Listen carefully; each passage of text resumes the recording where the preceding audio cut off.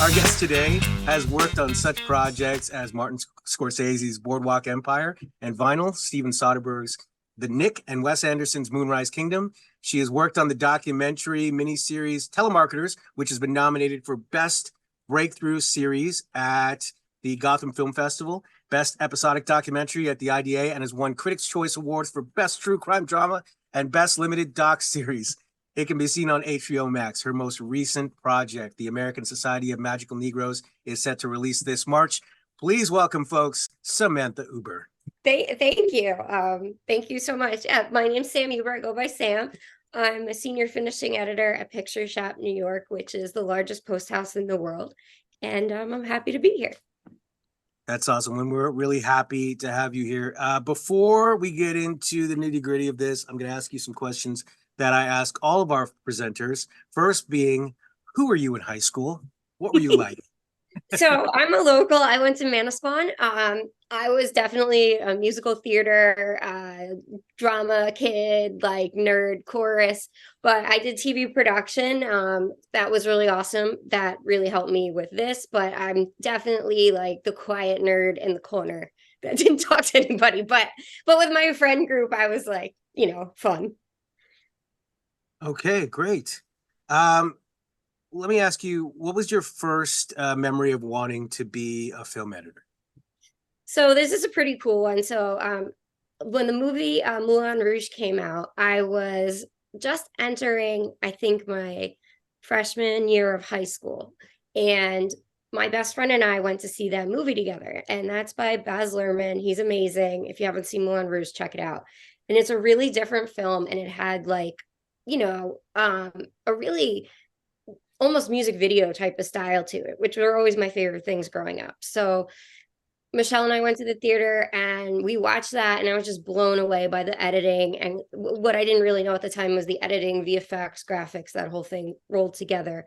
And then she was like, like the animation in there, and like she's like, I think I want to be like a computer animator. And I was like, I think I want to be a film editor. So we go home and tell our parents this, and they're like, what? No.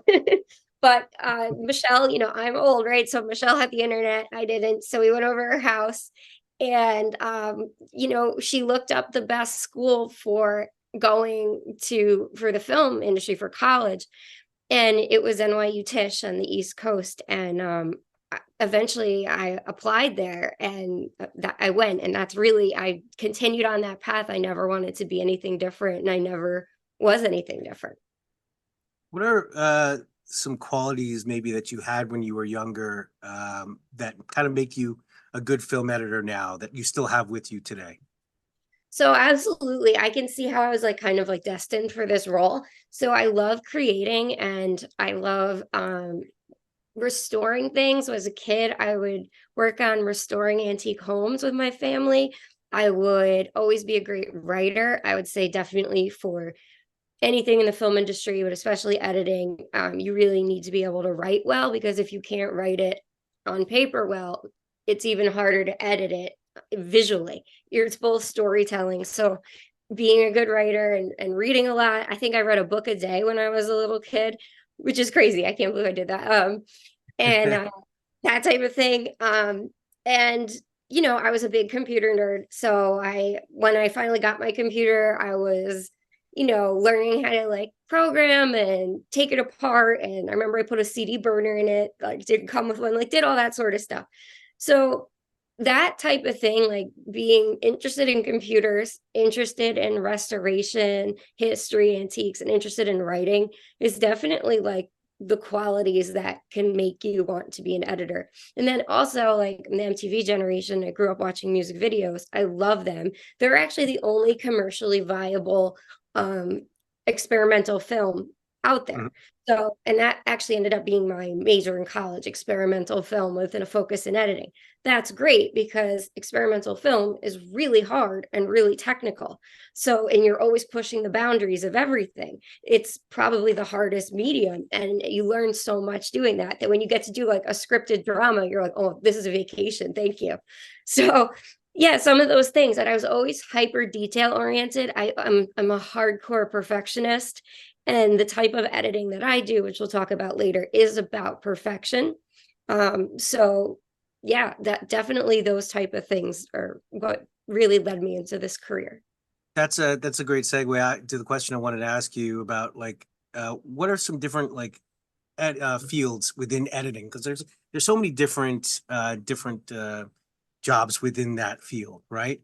And how Absolutely. does one kind of like, I mean, we talked about kind of going from maybe cutting film into being a finishing editor. Like, what is, Yeah. talk to me about those different roles that people have in post-production. Sure, for sure. So, my first job was at MTV, and I worked on the series Made back in the day, and that's like a reality show. So, basically, I started there doing like assistant editing, engineering, but long story short, just basically assistant editing. So, I would come in, and it was always on the overnight. This is like the bottom of the barrel, like editing job. So you come in on the overnight, and the editor would be like, can you add some music into my cut? Like, here's a bunch of bands. Can you, at the time, digitize the CDs? Tell me which songs you like, stuff like that. Just very basic tasks. So that's like a low end assistant editor, like where you might see second assistant editor in reality. Then I eventually moved up to a first assistant editor. That job is like they'll let you make a string out, which is basically like if you're cutting, it doesn't matter if it's scripted or reality. You kind of put all the scenes and takes together, kind of like in story order. In reality, you build a scene at the time. In scripted, you could build the whole thing out, but then you build it all out, and then you kind of select your favorite takes. You highlight them red in your bin on your timeline, and you present that to them, and they will take that and cut that down. So you got to pick. That's like a first assistant when they start trusting you. And then finally, when that's creative assisting. I also moved up to finishing assisting or finishing editorial at MTV. That type of finishing editor, it's kind of a hybrid of creative and finishing. This is very low end reality shows. But then you're actually putting everything finally together. It's your creative cut with the director and producers, and that's what airs. By the time I left MTV, I was cutting the opening act of every episode of Made, the final cut, which was, really hard. The opening acts are always the most, difficult to cut, and with the T's at the head and all that. So that's like one type of editor. There's casting editors that cut down casting tapes. I did that too, to Mhm. present to executives to get people pitched. That's a great assistant editor type role. All of that is called offline editorial. It has nothing to do with the internet. Offline means the client, you, whatever, are working alone with your production company and doing their stuff. So when you are a offline editor at a senior level, you like say in a feature film. So now we're going into or an expensive television show. You will be the head of editorial, and then you'll have a whole slew of assistants and second assistants under you, and then that type of thing. No matter what, all those people are building out your cuts or whatever, all that goes to the senior offline editor at their production house. So let's say it's HBO, who I work with a lot. Like they would have their production house working there, and that cut goes to them. And then finally, when they get their rough cut assembled, sometimes called a soft lock, that's when they send it to me now, which is a finishing editor. So a finishing editor is like, I like the ninja of editorial. So our job is to take obviously these highly qualified and talented editors' work and clean it up just a little bit. But like if you notice anything, like you know, like something that doesn't cut together well, any technical issues. But we also take, now this is called online editorial. We take their cut, which has been cut at a small resolution, and we turn it back into the raw, and debar it is usually the term, to the ideal color space to work in for the colorist. So I work in tandem with a colorist. And then we add in VFX. I hand paint some of the VFX. I add in commercial VFX. I technically check them, go through the versioning. And then I often do recuts. People can ask me for anything. I can, in a room, they can ask me to paint something out. They can ask me to recut their movie. They don't usually, but they can ask me to mix something, anything you can imagine. Like in a finishing editorial room, you're the last person to touch it before it airs. So you're there to do whatever they want. And then you literally are getting paid to be perfect. Like you have to be. And there's a lot of checks and balances to go through that. Obviously, no one's perfect. So you just keep checking it and over again until it is. And then you deliver and you get this huge, big technical specs doc. Each network or movie theater basically has one that you have to study for your clients and lead them through, guide and advise them on how to deliver and finish their project. So for me, a senior creative editor, the best out there, they can win Oscars. They're the best storytellers. They are like Thelma Schoonmaker with Scorsese. I work with them my whole life. She's amazing. I got to work with her once, like as her finishing editor, which is really cool. But like, yeah, like, that's a whole amazing lucrative career path. But then on the technical VFX animation side, kind of going back to like what I really like to do in Moulin Rouge, which is like a very like technical experimental type of thing. The highest level of editor you can reach is a senior finishing editor at a post house. I'm wondering, you just talked about the duties that fall under that. Like, are there any surprises to you when you first kind of took the job as a finishing editor, like things that you had no idea you'd be taking on?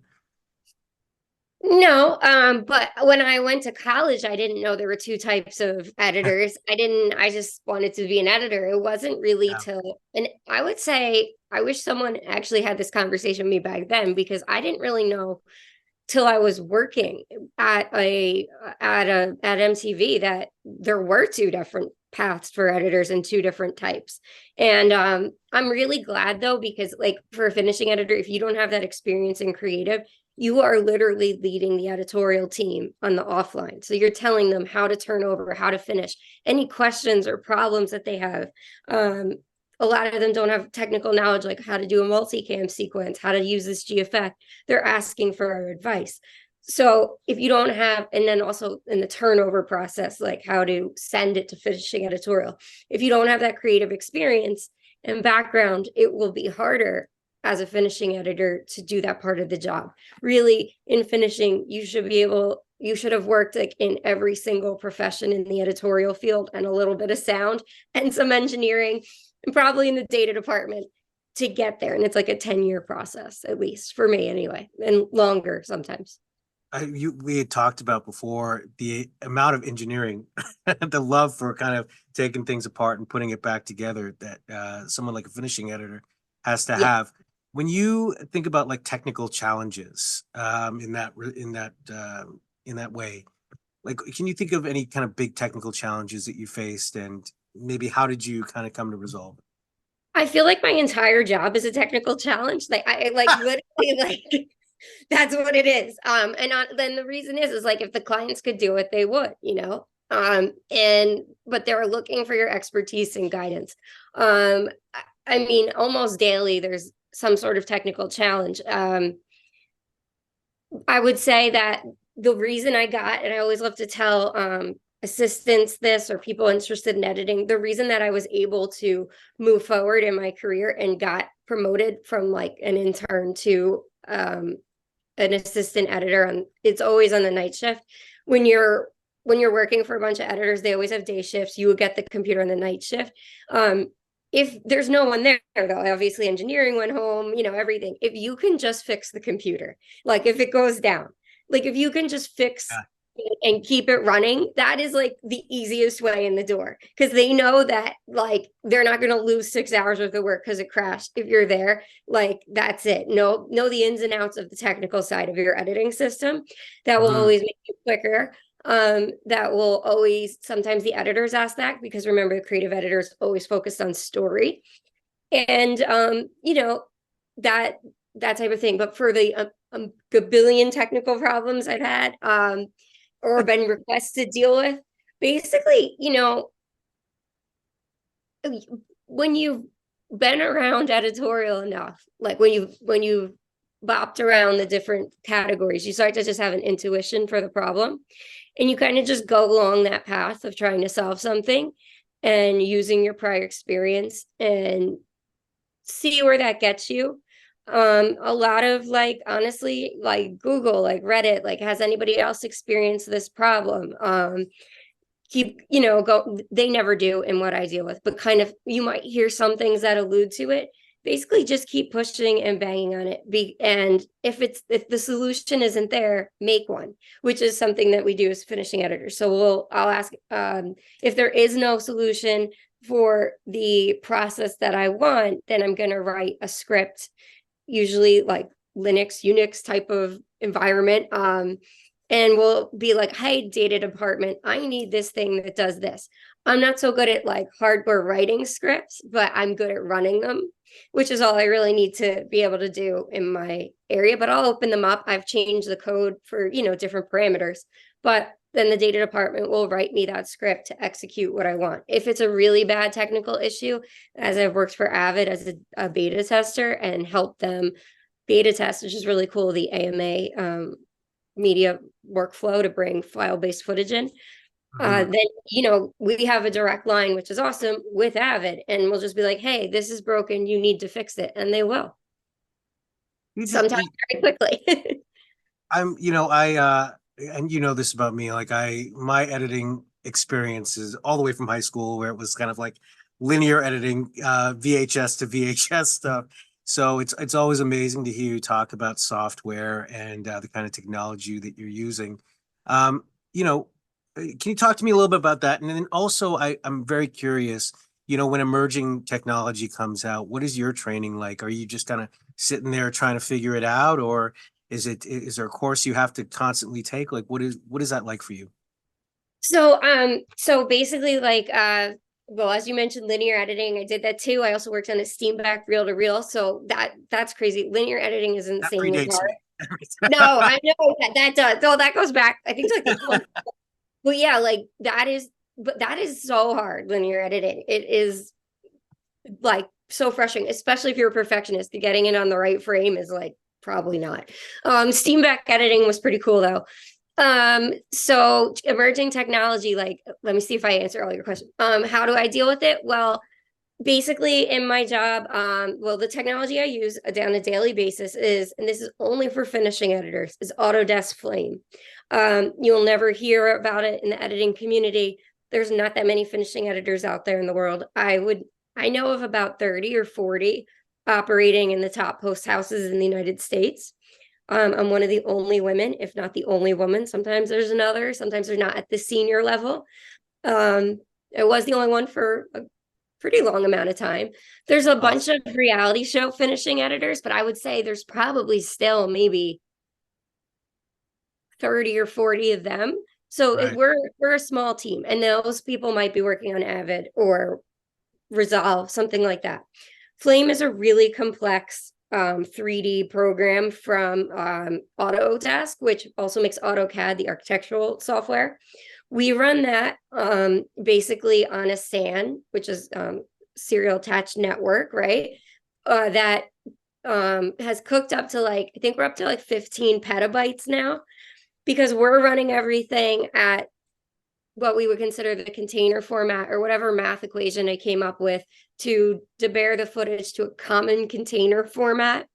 This gets super nerdy and like way technical. That, like, if you shot 8K, 4K, SD, mini DV, and like DVC Pro, which is common, honestly, how do all those elements make it into the delivery spec, which may be which changes for each film. It's creative and the technical spec. Like, how do we make that into a 235 2K DCP and not lose quality and make everything appear great? That's what they come to me for, and I have to figure that math out.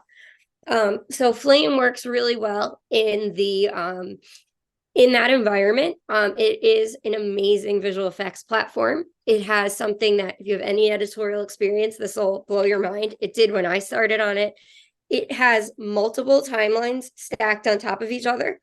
So, like, I might have like 20 layers minimum is normal, but I might have 20 layers of timelines with 20 layers in there. So we call the basically each timeline is called a track, and then each timeline, and they have layers. So it's great because, and this is only in finishing editorial, but I do wish they'd add it to offline, because I'll have in there like director's cut on one track, then, you know, one VFX version, another VFX version, my version, if somebody asked me to, titled, untitled, Spanish language version, and they're all stacked. And why that's amazing is, let's say you've got a VFX delivery and you're cutting in a shot where you just go down the line, You don't have to keep opening and closing timelines and remember what you did. It's great for cut changes. Like, do you like this end? Do you like that end? So you basically select what track you want to monitor on. I don't know of another program yet that does that besides Flame. But so I also do like visual effects painting at a very high level in there. I don't work with a mouse. I work with a Wacom tablet, which matches my screen. I work with a pen. I basically, and that program is gestural. So like if I move my arm like this, windows swipe and appear. It's really cool. It's a cool program.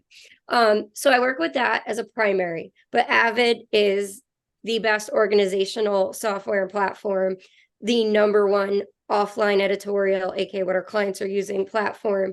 Premiere is creeping up on there a little bit, but you really can't beat an Avid.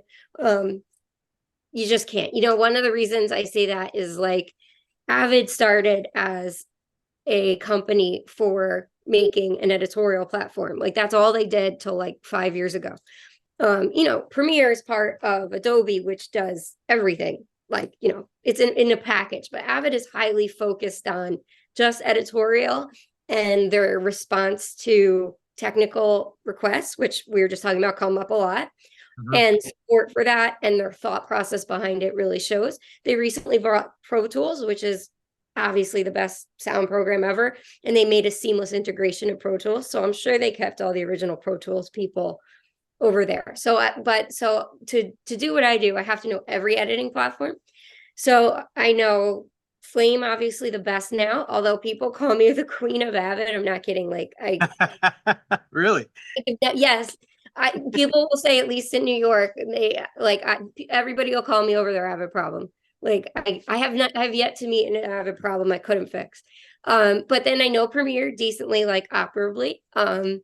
Actually, the last two projects I did were cut on Premiere, including HBO's Telemarketers. Then I know, unfortunately, Final Cut. And then yeah, I think that's about it. Somebody sent me iMovie once, but like, you know, that's, you have to know enough about it, but they're all kind of the same. I don't have to be an expert in it, but like, if I can pull an AF, if I can pull an XML, if I can decompose their VFX to figure out what they're doing so I can do it, finish it in a professional way. That's it. And then I know every single camera software is deburring stuff. Oh, obviously DaVinci Resolve. That's very popular. We use that constantly. I use it for deburring. Some people use it for editorial. I don't think it's there yet for editorial, but a lot of people use it. But you know, that whole, and I use them all together. Like, my final platform will be Flame, but like Avid's Fluid Morph is the best. Most people know that. So I'll pop my final footage into Avid, make sure it's uncompressed, 16-bit, and do a fluid morph there. Premiere is known for its warp stabilizer. It's like unbelievable. I'll pop some footage into there. Flame, obviously, for painting, tracking, or whatever. So all that kind of composites together inside that Flame timeline. And my final timeline is what I pass off to color. I'm gonna ask you this now while we're kind of on the topic, and I know you're kind of a geek about this, which I love, but storage space. Can we talk about how important like storage space is for the Yes. students? Yeah, so storage space. So okay. So the reason the yes, we have all these amazing like skills and we clean everything up and put everything in its ideal color space. But at a core level, especially for like reality and smaller projects, like when you're digitizing something, if you're doing like DNX LB low bit rate, that's like 36 megs a second. That's like what Mhm. a lot of our clients use. That's inherently compressed because like let's say if you well, perfect example for made. I mean, the DNX didn't exist back then, but they would have like 200 hours worth of footage that would go down to a 44-minute show. Mhm. Computers that are always needed to like the flame that I'm on to process and play back the 4K. It's never going to be your laptop. Like it's and the shared storage space, which is so imperative. It's so heavy duty and in it's not practical or affordable for anyone, even the most wealthy studio, to have people working in that way. So they always digitize at a lower bit rate, a fraction of the storage, and often they're also adding dailies color in there and or creating a LUT, a lookup table, to kind of get an idea of their footage before they end up sending it to finishing. So therefore, they can cut it on their laptop, travel, go collaboratively anywhere. But we send when we do dailies for footage, which is like the initial intake of the footage, we send it all over. Some people rent apartments and cut together, and they are able to do that because their footage is compressed to a very, very low size. And the lower size you go, the more compressed and quality you lose, right? Right. So unless you're doing an online, um, realize that's your final product. But the reason that we do onlines, and this is what the term really refers to, is when I get their rough cut of that, I match back using an EDLAF XML to the original raw footage. And then I take that in using their technical specs, delivery requirements, the other footage in the film, and figure out how I'm going to take that and put it in an ideal space for the final film. Usually today that's at 4K. So in fact, there's an Apple series I know of that just finished at 8K. That is an enormous amount of space. Like 15 Wow. petabytes that we have, and it's not slow speed storage, it's high speed storage. It is always a problem. Right now, like kind of the parameter is 4 streams of 4K running at once in a facility Mhm. hooked up to one storage system. But, Right. storage, we are every facility I've ever worked at constantly has to think about deleting things because we're rarely the final cut. We're often recutting things. And when you're in that high end of a quality, footage gets taken up very quickly. So Mhm. it's always important to have spare storage. Or if you're doing a film and you think you don't want to do an online, then you better digitize it at your favorite resolution and make sure it's high quality and have a ton of storage. But if I were you guys, I would learn how to do low res and batch capture or, batch import back in your high res footage. I have a question from Joel. I want him to jump in here. Joel, are you there? I feel like a radio host. This is Yes, I am here. Hey, Yeah, Joel. I don't mean to be disturbing all of a sudden. I've been No, it's listening to great. everything you Oh, say. no, no. Yeah, And no, please. yeah, I mean, it's okay if I show my face. Sure. Yeah. Yeah, yeah. So yeah, here I am. Hey, Nice to Joel. meet you. I Hi. so yeah, I have been listening to what you've been saying, Samantha, about the premiere and like the different things and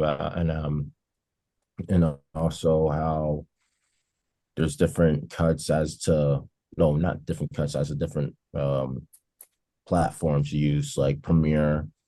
I'm actually familiar with Premiere because of how it's used at my school because I have a Yeah. video editing class at my school. So yeah.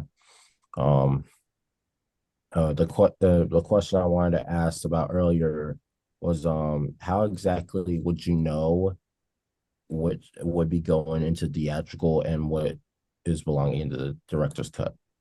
Oh, so like what well that's the director's choice, right? So I can make suggestions as an editor, and this actually kind of like brings up a thing like when you're hired as an editor, like the director's like the grand poobah, the chief, like they run everything, right? So like I've seen a lot of this in school and I see it even professionally. Like as the editor, you just do whatever they tell you. Like you can make suggestions, but at the end of the day, it's their film. Like so you put in what you can suggest or say, I don't think that works.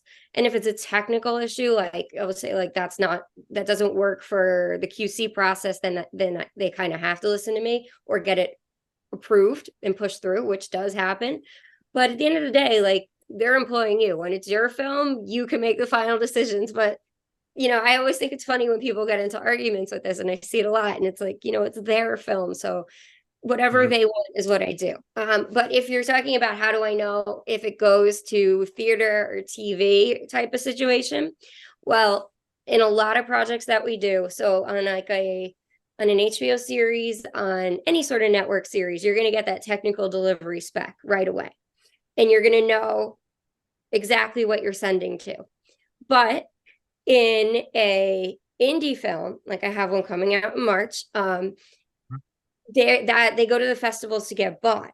So what they're really saying is they're relying on me to say, hey, we don't know what our final delivery is, but we need you to conform is the term, or work on this in the way that whatever our final delivery spec is, you have reasonably prepared for that so that we can deliver at anything without compromising quality.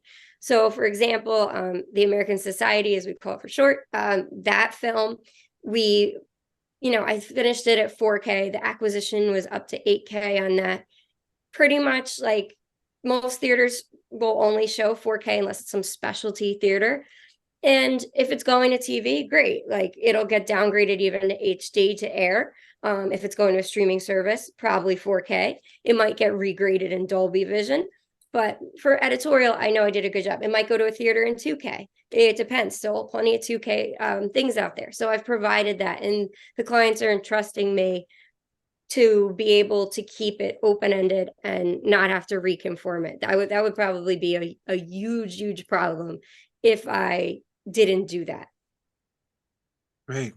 Joel, how was that? Is that okay for you? Yeah, That you answer can your ask question? Sorry, I was just talking to my mom. I was like, real quick, can I just scoot Yeah, real of quick? course. Go ahead. Go I don't ahead. All right. Um, while he's doing that, let's see here. We can talk about real quick. Oh, is he back? There we go. Okay. There we go. Yes, sorry about that. I'm That's sorry. okay. Don't worry about it. It's okay. All right. Did that answer your Yeah. question there, Joel? Yes. Also, yeah, I also want another question about being a director and an editor, but you kind of answered that for me already. I will 'Cause, actually, like, I'd like to answer that more for you. Never be a director, oh, an editor. Don't, Yeah. no, that's not like you can do it at home, like, but it's really important to have that sort of like dichotomy and conversation between two people, because it might make total sense in your head, but Yeah. the person editing it will be like, no, that doesn't make sense. It's really important. Your film will shine best when you have another person take a stab at it. Remember, you're the director, it's your final say. But a great example, just really quick, is Apocalypse Now. I don't know if you've ever seen or heard of it, but that film was truly a hot mess. Like it was just crazy. But one of the greatest editors, if not the greatest editor of all time, Walter Murch, kind of, I mean, I think it won Oscars and stuff. It's a great film. He just like remade the story. Like it would have been nothing if it would have just, they weren't even going to release it. Like it took him 2 years, but he made this amazing movie, and he made something that the directors didn't even know was possible. So it's important to at least get that two different sides to see that. And again, it's always your decision in the end, but it's worth it to have that dual creative input. And I think this is so interesting because our first workshop, our first little session we had was with a director, and he said the exact opposite thing. And Oh no. I did challenge him on that because I firmly believe the director has no space in the editing room in a way, right? Because you need that objectivity. but for him, he insisted on being in there. And you know, I for me, I'm on your side, Sam. Oh wait, he was in the editing? No, they're often in the editorial room. I think he was. But I think he edited it. Is what I'm saying. He was doing the editing. in my professional career, I've Yeah, never seen or heard of anyone doing that. it's true. It's very true. No, It's no network would let that happen. They do some, they might like play around with some rough cuts and stuff. And I've sent footage to editorial, but they'll make them hire an editor. yeah. So, Joel, thank you. I'm gonna jump to my next question because this is a perfect lead into it. You know, with a director in the room and whatever and whatnot, can you talk to me about? I don't know if you want to talk about this. We'll see. But can you talk about a time when a client wasn't exactly pleased with your work, or they were maybe, you know, they were in the room and they were kind of being a pain about things, maybe. Can Oh, you think sure. of that? Yeah. Well, there's two sides of it, right? So there's problems that are mine directly, and then there's problems that are just overall problems that the client has to deal with. So pretty much if the director's in my room and in a finishing editorial room, there's probably a problem, right? It's something that they couldn't achieve in the offline creative edit. They saw something in the theater they want to paint out or remove, like, something like that, right?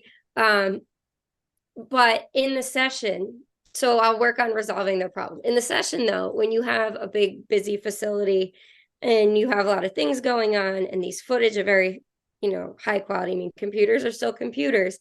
They'll crash, they'll go down. Footage will stop playing, audio will, pick your technical problem in a room. I've had it, like any of them. One of the interesting things about being a finishing editor, which was really, really hard for me, is I'm naturally like a really shy, quiet person, and I am. But Mhm. when you're in that room with the director, like you have to project confidence. Like you're cutting somebody's $300 million film and you're the one delivering it, like they can't ever feel that you're not capable. So when stuff goes, obviously I have all like people on call and engineers on call, but you kind of just have to put on a good front for the client and remain calm, controlled. You can give a solution or say, the biggest things I always want to know is ETAs. Sometimes engineering doesn't know. At that point, I would bring in like my client services, our head of production, something like that. I'll try to have fun conversation and talk to them. I'll try to move aside from the technical issue I can't resolve to something else we can work on. But it's really a job about, you're editing, like when you're doing this, you're doing the most intense technical work. And Mhm. literally the client is in back of you. Like, I no joke, one of the craziest, they'll ask you anything. So I've had people ask me what my favorite brand of toothpaste is, till we talk about their dating, like anything. Like, you would not believe the conversations I've had while like painting something and being like, what Kodak is the right one. Like, it's really crazy, and it's really hard to split your brain that way. But you also Sure. want to see like friendly. Honestly, there's less supervised sessions these days as things have gone remote. I worked in New York for 18 years, and now I get to work from home mostly, but we'll still do remote supervised sessions, kind of just like this. And they get a direct stream of my system into their monitor, and it's all calibrated Oh, and stuff. wow. Okay. Yeah, it's something called Streambox, which does it's like a direct 4K signal. It's expensive, but that's how we can do finish and color and editorial remotely. Not just like a Zoom, obviously, right? But we're on Zoom talking to each other, I mean the production. That seems So like a lot of pressure, Sam. That seems like a lot of pressure to have someone kind of watching it's while so you much work. pressure. It's the most pressure ever. But so, it's definitely, that's why I say like finishing editorial is something you ramp up to. So you really have to be able to um handle that and be confident in your abilities. I remember when I first did my first movie, it was when like Kanye and Jay-Z's Watch the Throne was out, and like I remember bumping that, and I play the Paris song, all that stuff, just like hype myself up. Like um, I listen to Eminem's Lose Yourself. Like I do Yeah, yeah. honestly listen to like hip hop because it's like usually pretty like confidence boosting. I swear I listen to that a lot while I'm editing. But like, yeah, no, it's so important to work in every different department so that when you finally sit in that chair, you've seen it, you've done it, you know how to handle the situation. But Yeah. if my work is a problem individually, like if somebody didn't like something I did, it's no problem. The only thing somebody couldn't like that I did is they didn't like a visual effect that I painted, or I got some note on a QC report. So that's totally something I resolve. If they give me the note on their visual effect, um, I never really have this problem, like seriously, but like if I have a note on a VFX, like for example, like if the one little mirror behind me they wanted to paint out and they were like, oh, but the light pattern didn't continue through. I'd be like, well, although I could do that, but it would be like, well, I need to do this, this, and that to do that. And you gave me a bit of 2 hours. If I do that, it'll be 10 or 15 hours worth of my time. Do you want to approve that or do you want to accept it as is? So that's like one thing. But then sometimes I'll be like, I want to approve it. And I'll go in there and re-add back in the pattern.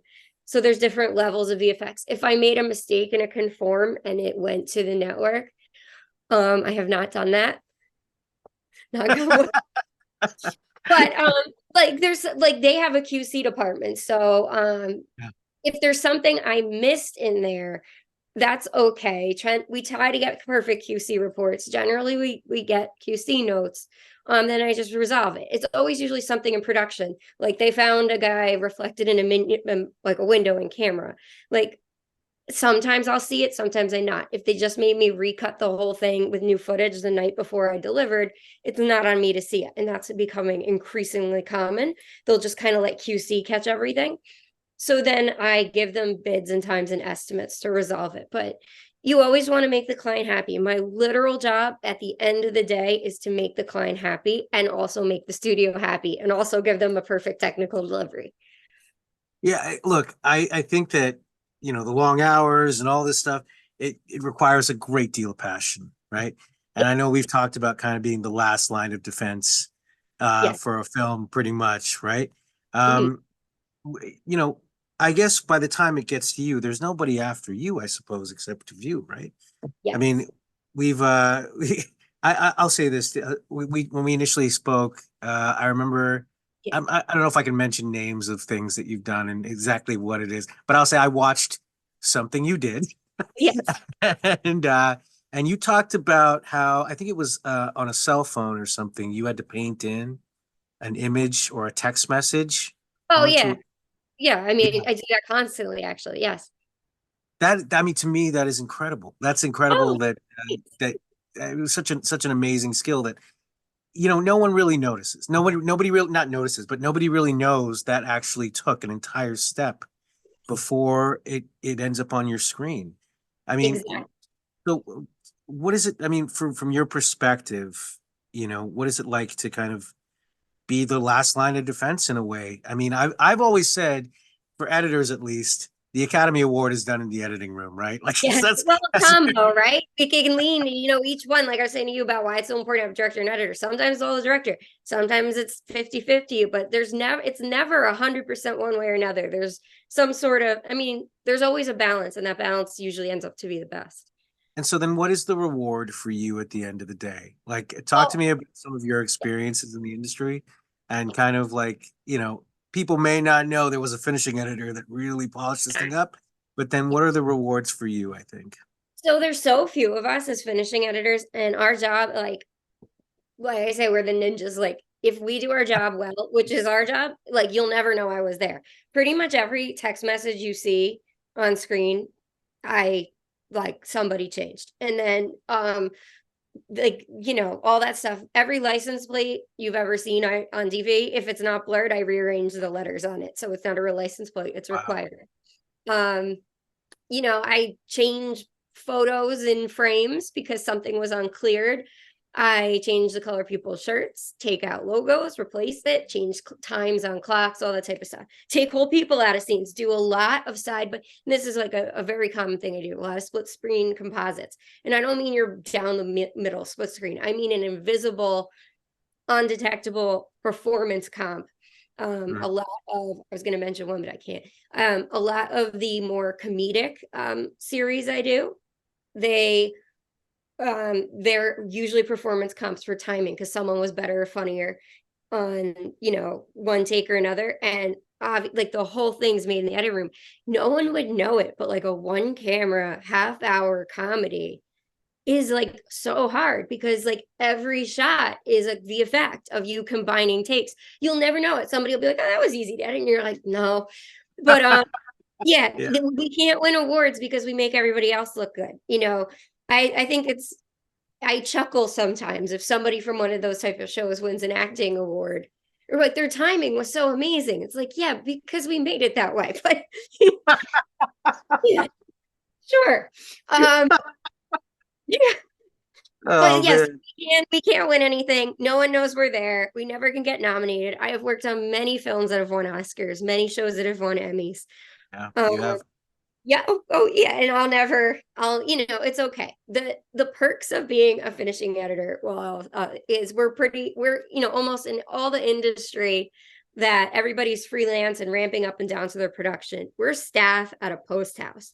Like we obviously don't work a 9 to 5, but I have staff, salary, benefits, and generally major job security because it takes a really long time to get to this position and there's so few of us. um that's amazing. We're paid really, really well. I would say the average creative editor, a top level creative editor, no, that's actually not true. We probably make more money than every other type of editor, even on a salaried yearly basis, because Mhm. most people like creative editor, they don't. Some of them work back to back to back, but the really big time ones, they're not going to work back to back to back. The problem with being a finishing editor though is that I didn't have a vacation day in 2022. We actually have to close between Christmas, New Year's, because if we don't close, like it's it. The reason it gets so demanding is because um you might have a show that you might have a movie that's coming out that suddenly got into some festival and they want to do a final edit while you're working on a TV series with air dates. You're the editor on both. You got to do it. And that's double 16-hour days. It drives a lot of finishing editors crazy and they last, and we don't receive overtime. That's part of the job when you negotiate your salary. I have to bill every 15 minutes of my time that I'm working. You negotiate it based on your active clients and what you're billing and what you expect to be billing and the how busy the facility is. So, we're okay with that, but sometimes the only perk is sometimes you'll get like 2 weeks unbooked and you're just chilling and you're still getting paid for it. Every other type of editor is freelance on a series. They ramp off and on with the production. It is an exhausting job. People usually last 10 years. I'm on You're my longer than that now, 20 aren't you? something. Yeah, like let's see. My 20th year of professional editing, and I Wow. think on my 11th year of senior finishing editorial. Wow. And working from home has definitely helped a lot. And Mhm. also creative editors like this, they don't like exactly know when they're going to finish. I'll say I'll get like, oh, it's a turnover at 10 a.m. and I get it at 4 p.m. Now, at least if I don't get my work till 4 p.m., I'm just not sitting there waiting for it. I'm like around my house or whatever. But the big reward for me, I love the details. I love being doing that type of work. I Mhm. love the mix of things I get to do. Obviously my job is extremely technical and artistic. That's definitely kind of my personality in general, and you do have to have the passion for it. And I say this to everybody that wants to be a finishing editor that's thinking about it and our junior ones. And this really stops them from making mistakes and really think about what they're getting into. When you watch the credits of any movie, every single person's job is filtered through you. Every single person in that film, from the actors to the lighting to the electrical grips and makeup artists, all of their work is being presented by you, and you have a responsibility to all those people to present their work in the best possible light. And it's literally riding on your shoulders. If you use a bad compression, that's not going to represent the DP well.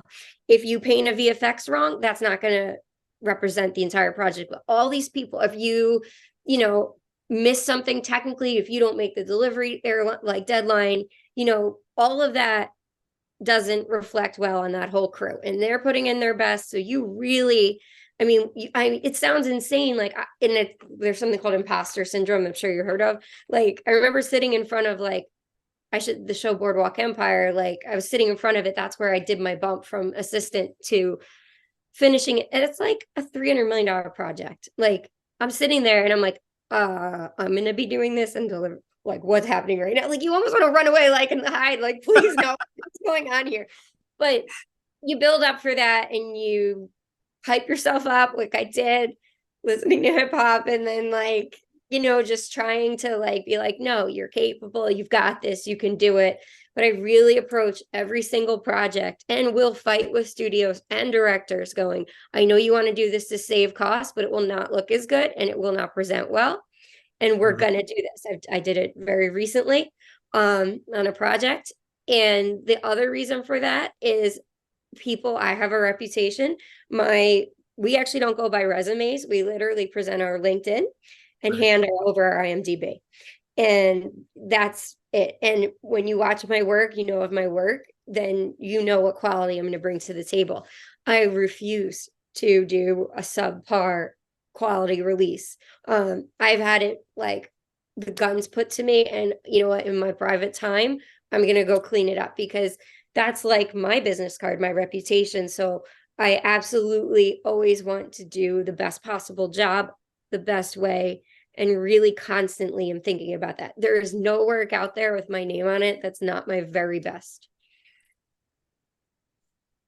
Whew. I want to go to the gym now. I'm so pumped up. That was amazing. I'm like such a detail nerd. I honestly tell you a quick story. Yeah. It's really interesting. When I was 18, it's really hard for women and people of color in the film industry. It really is. I still do not know of one single Black finishing editor. So that's a bridge. I know of one Asian person, and then me of like one of two women ever, maybe. No, not ever, but maybe right now. So it's really difficult. But it got, like, it's getting so much better. My current company is so amazing at this. They really make efforts to change the culture and stuff, but it really was a boys club and older guys club. And, but even regular creative editorial was too. I had this showrunner and I was 18 years old and I was casting videos, and I was presenting these kids, with their life story, basically, to, to get a part in a show. And I really there was only 5-minute cuts, but I just like to do a good job. And, like, if you have a bumpy dissolve, say, does that matter to the story? Maybe not, but does it provide a good viewing experience? Like, are you able to stay engaged when there's a technical problem? No, it takes you out of it. That's why we fix them. So even at 18, I didn't even know I wanted to be a finishing editor, but I refused to release not super clean cuts. And I wouldn't care how late I had to work. Like, if it's going out, it's going to be right. And, he got behind me and he was like, you're never going to make it in this industry. And I started crying, and I was just like, why would you say that to me? I've had that said to me so many times, but because I was doing a good job, I was never going to make it in this industry. Wow. Right. So, long story short, he's not in the industry anymore, but I'm a senior finishing editor.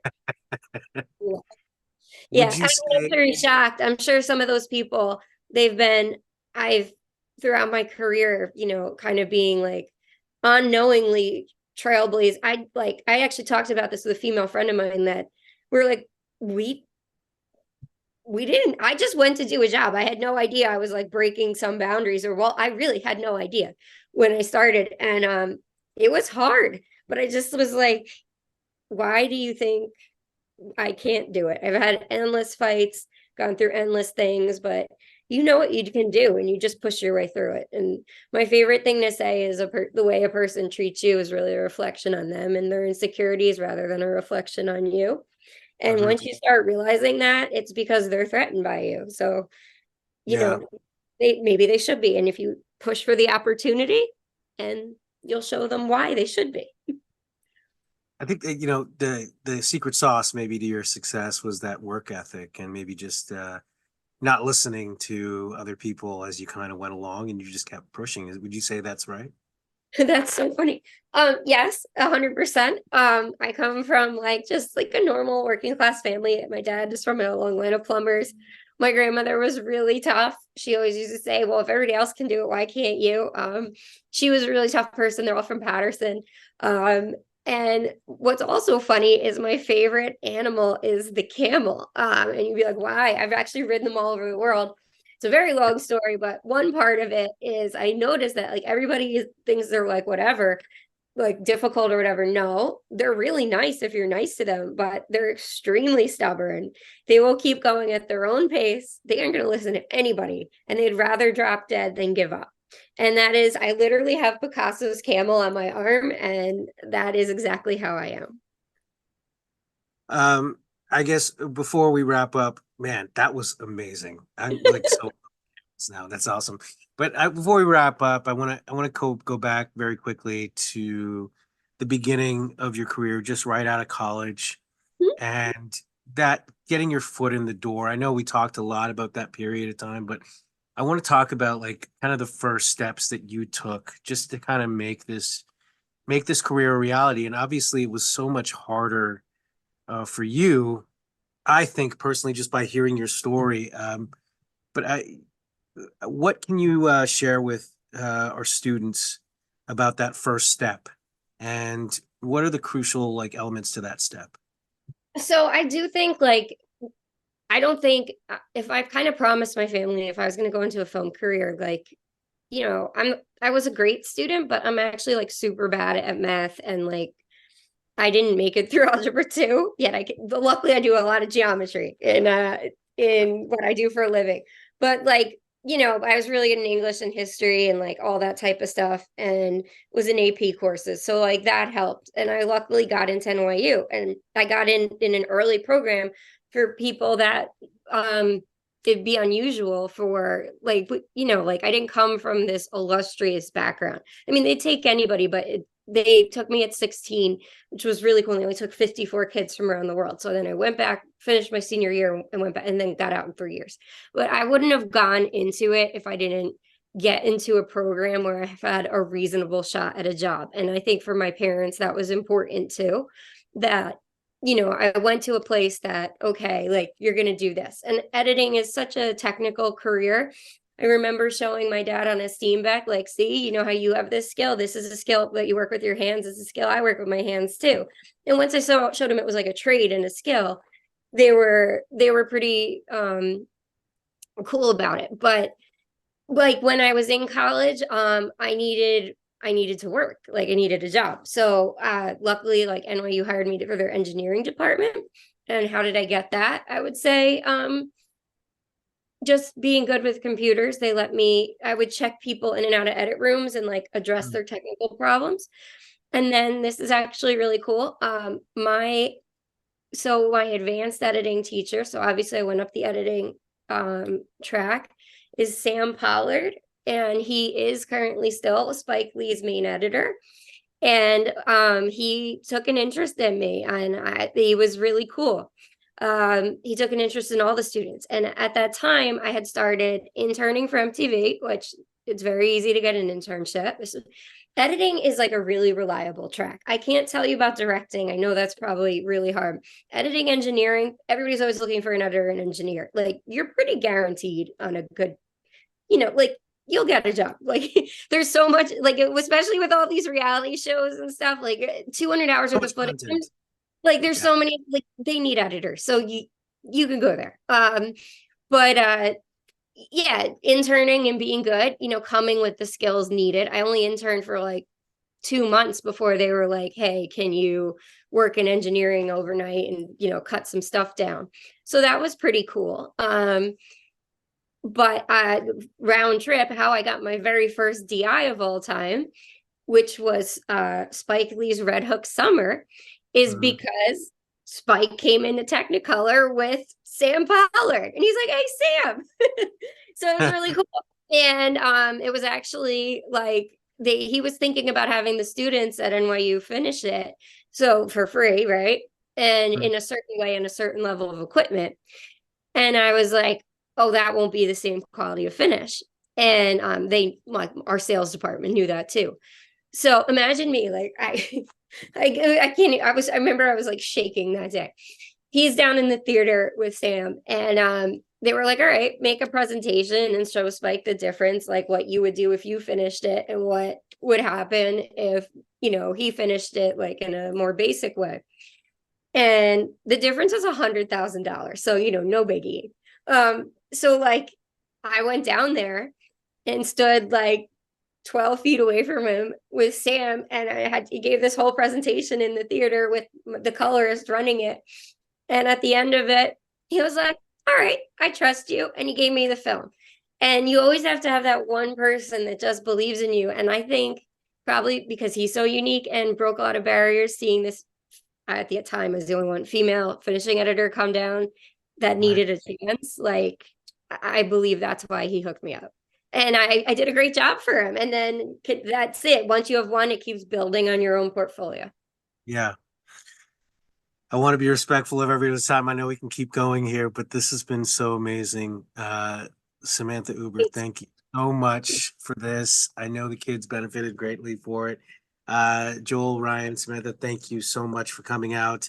We'll see you again at our next our next lecture / workshop, which will be stunts, stunt coordination. Okay. Oh, that's so cool. I know. All right, guys, everybody take care. Have a great night. Thank you. Okay.